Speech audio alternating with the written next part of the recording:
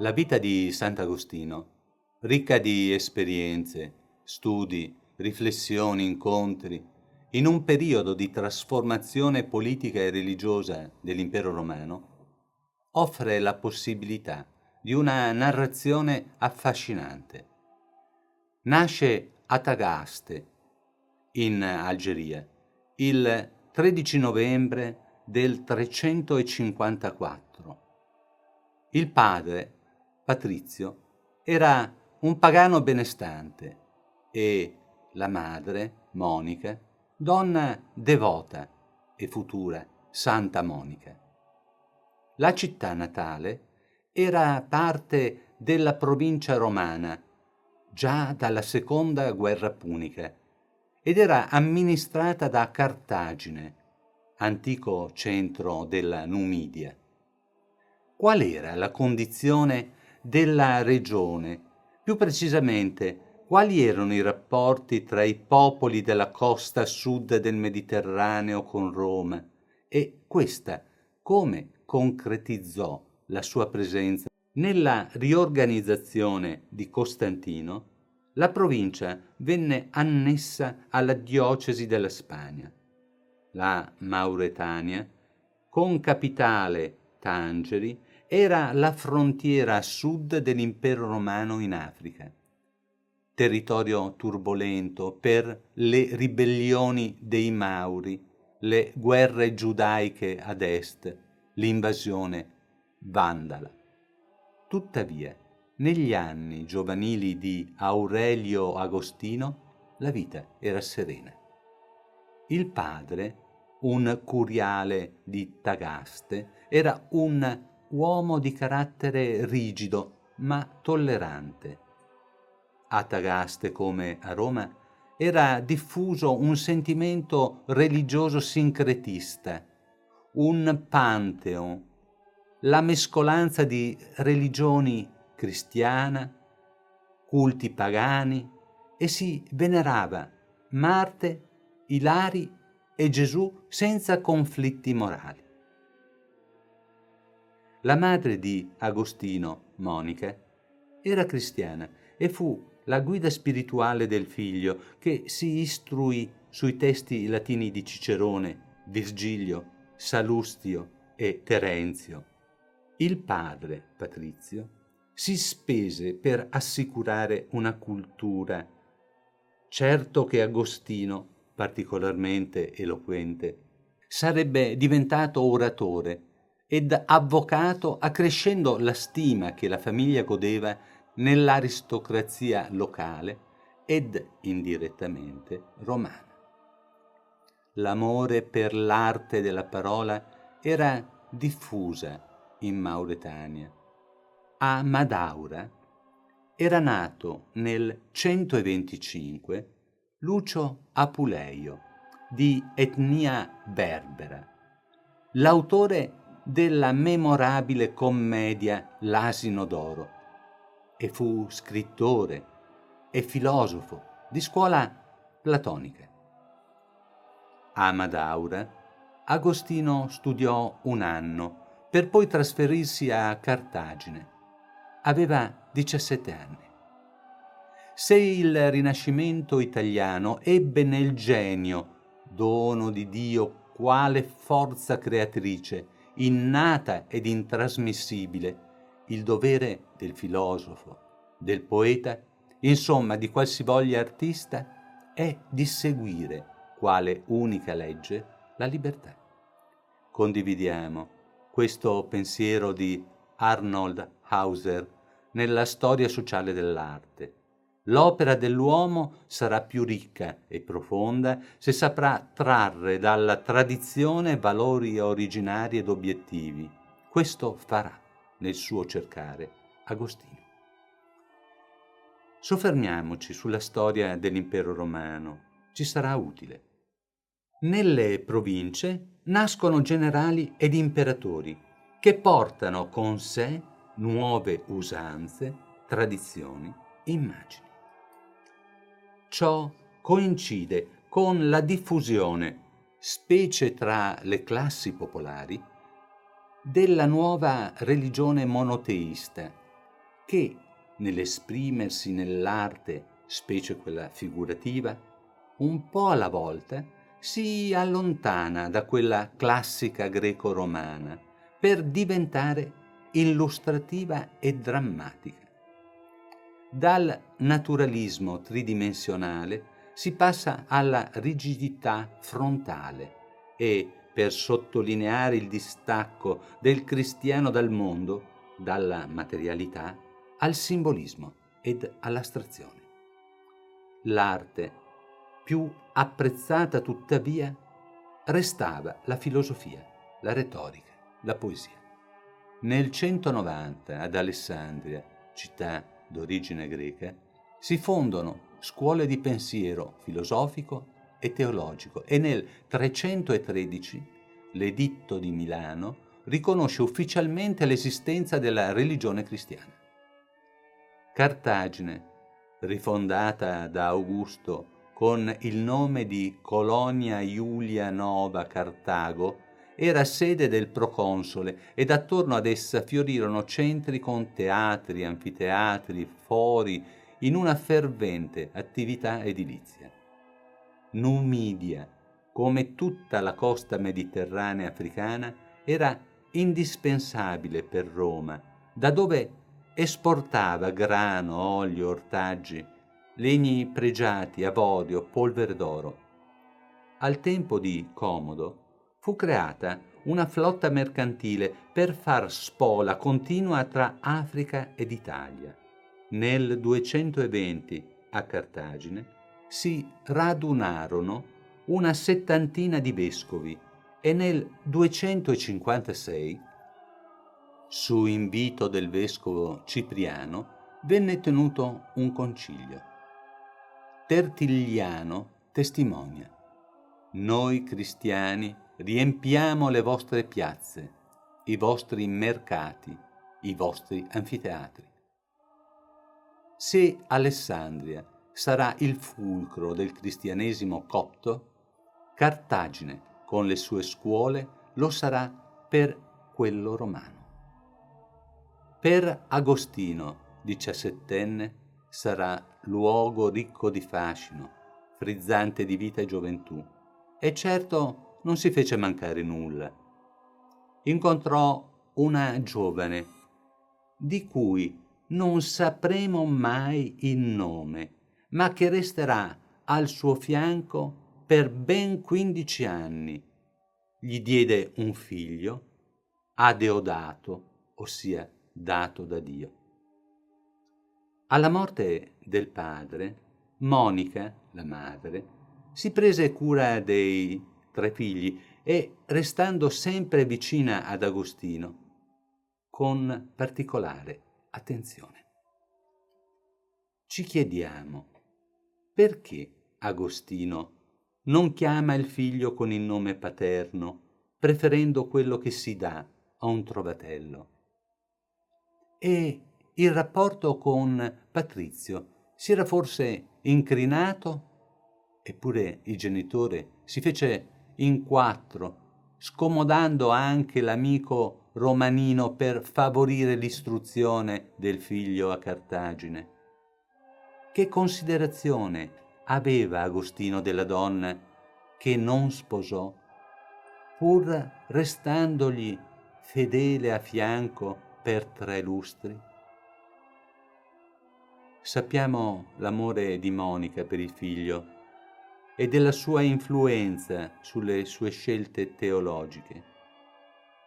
Ciò tuttavia non basta a toglierci il sospetto di una forma di misantropia e di egocentrismo, tipiche in un giovane che oggi definiremmo snob. La paternità lo induce a studiare con maggior impegno, approfondire Cicerone ed allorché acutizza il suo distacco dalla vita comune, lo fa per amare la sapienza, come confesserà nei suoi scritti. Quale sapienza?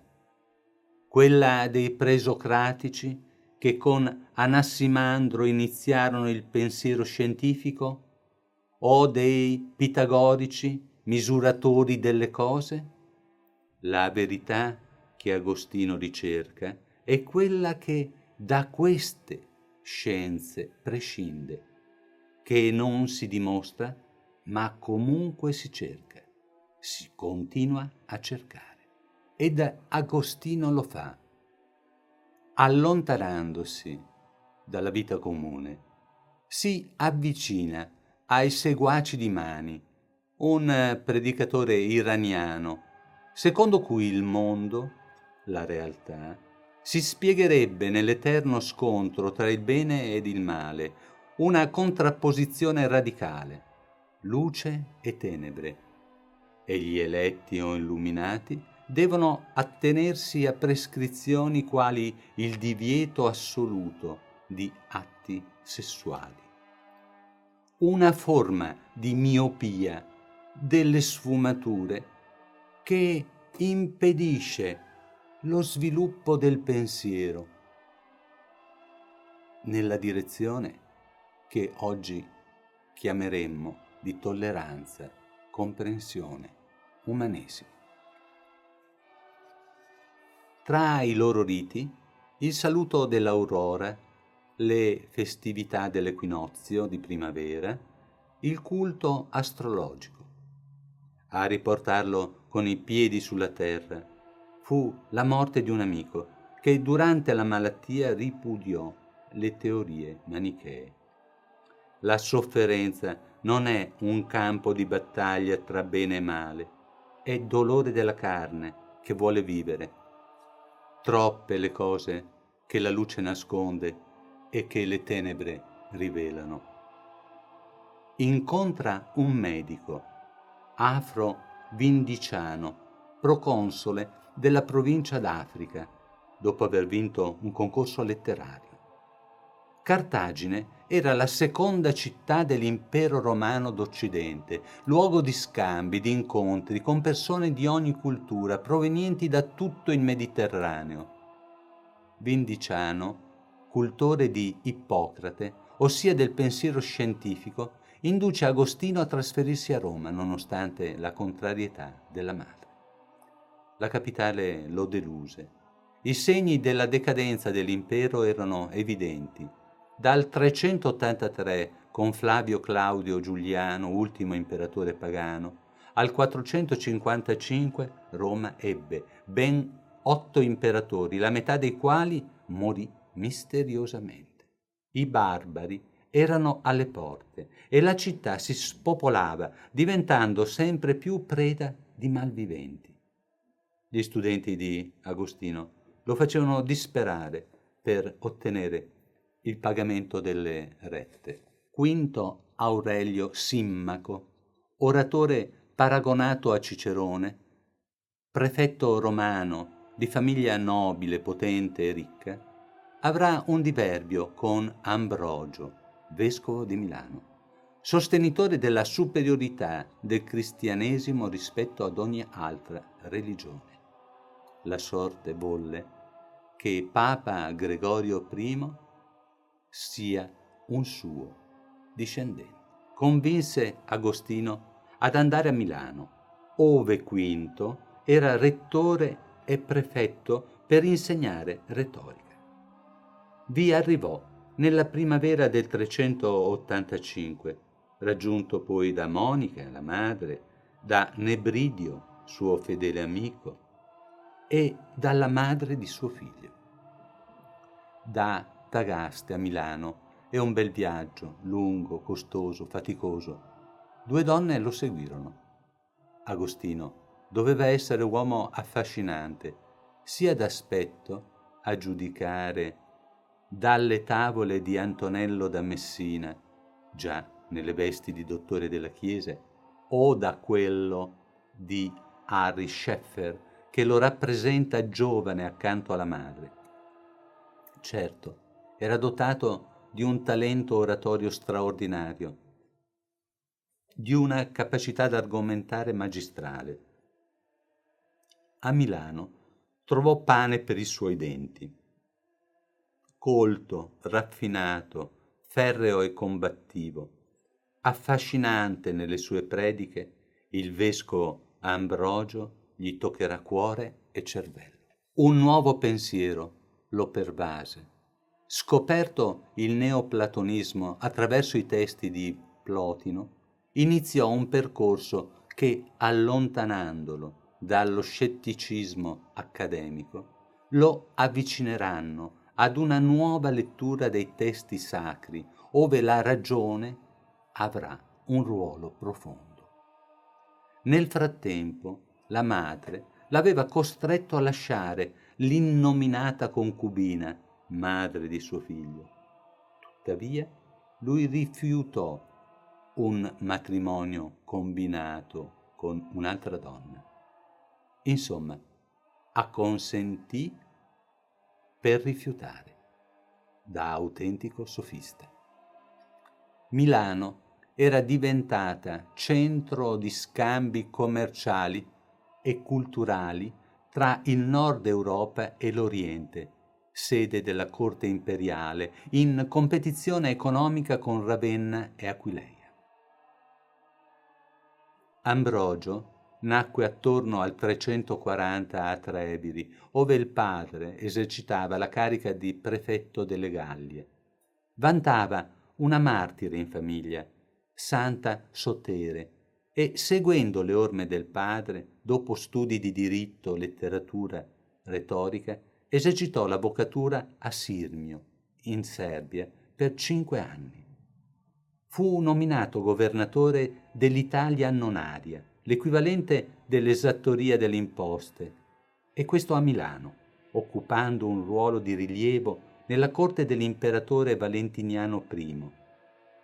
Questi morì nel 378 d'Ictus, non prima di avergli ordinato, in una città spezzata tra ariani e cattolici, di accettare per volontà popolare ed autorità imperiale il battesimo, ed il 17 dicembre 374 lo nomina vescovo. Non valse sollevare eccezioni, prevalse la violenza fattami, scriverà in prossimità della morte. Ciò nonostante, dopo l'elezione, prese il suo ruolo con grande serietà, adottando uno stile ascettico, elargendo i suoi beni ai poveri. Le analogie tra la vita dei 4 padri della Chiesa, gli altri sono Gregorio e Girolamo, sono molteplici. Nacquero nello stesso secolo. Agostino era più giovane di 14 anni, nelle province dell'impero, uno oltre le Alpi, l'altro oltre il Mediterraneo. Compirono studi analoghi e, come vedremo, avranno una vita pastorale memorabile. Nell'autunno del 386 Agostino andò con la madre a Cassiciacum, l'odierna Cassago, nei pressi del lago di Como, ospite di Verecondo, un collega professore, per curare il corpo malato e la mente confusa da una voce interiore che ripeteva «Prendi e leggi», la Bibbia ovviamente. Nell'ozio germinerà la decisione di rinunziare alla vita pubblica, dedicandosi alla preghiera, allo studio e alla esegesi delle scritture. Nella notte tra il 24 e il 25 aprile 387, Agostino, assieme al figlio Adeodato, ricevette il battesimo dalle mani di Ambrogio dopo un percorso di catechesi con questo. Era pronto a tornare in Africa, ma ad Ostia, al momento dell'imbarco, dei tumulti tra gli aspiranti imperatori lo obbligarono a sostare alcuni mesi, durante i quali sua madre si ammalò e morì, e Agostino iniziò a scrivere le Confessioni. Avendo perduto il grande conforto, la mia anima fu ferita e la mia vita lacerata. Nel 388 giunse a Cartagine ed iniziò a 38 anni la nuova vita a Tagaste, quale servus Dei. La Chiesa romana in Africa aveva necessità di personalità di rilievo per contrastare sette scismatiche, tra cui i Manichei. L'analogia con la situazione a Milano, alla nomina di Ambrogio, è di tutta evidenza. Uno dei primi vescovi scelti fu il suo amico Alipio. Agostino se ne rallegrò, senza immaginare che pochi anni dopo, a seguito della sua dissertazione al Concilio Plenario d'Africa, presieduto da Aurelio, vescovo di Cartagine, sarebbe stato consacrato co-vescovo di Ippona, contro ogni sua resistenza, così come accade per Ambrogio. Ippona era la seconda città dell'Africa. Il suo vescovo era Valerio, amico di Agostino, che anni prima, nel 391, lo nominò sacerdote, affidandogli un monastero. In questo il neovescovo si ritirò, costringendosi ad una vita claustrale, impedendo visite femminili, nutrendosi solo con verdure, ed attorno a lui cominciò a costruirsi una comunità di fedeli, un pubblico non colto che gli suggerì di scrivere opere teologiche semplici a loro rivolte, associando gli avvenimenti di attualità ai presagi biblici. La sconfitta dell'impero, l'invasione di Roma saccheggiata dai Visigoti di Alarico nell'agosto del 410, divenne nella città di Dio, sua seconda grande opera, il simbolo della punizione divina inflitta al cuore del paganesimo. Agostino divenne il punto di riferimento in Africa di Roma, capitale del cristianesimo. Nel 411, a Cartagine, convinse nel concilio convocato dall'imperatore Onorio a condannare il donatismo, fondato dal vescovo Donato di Cartagine, che subordinava lo Stato alla Chiesa dei perfetti. Nel concilio del 418 fu chiamato dalla Chiesa di Roma a misurarsi con Pelagio, suo amico, per condannare la dottrina di questi che riteneva il peccato originale un atto privato tra Adamo ed Eva. Ormai 72enne, Agostino nominò Eraclio suo successore e scrisse le ritrattazioni, una forma di revisione delle ben 93 opere da lui scritte dalla sua conversione. Morì il 28 agosto del 430, mentre i Vandali calavano in Africa. La sua salma è custodita in un'arca a Pavia. La grande biblioteca di Agostino fu messa in salvo dal discepolo Possidio, a cui si deve la compilazione della prima vita di Agostino. Abbiamo narrato con fedeltà dei fatti, il resto è fede.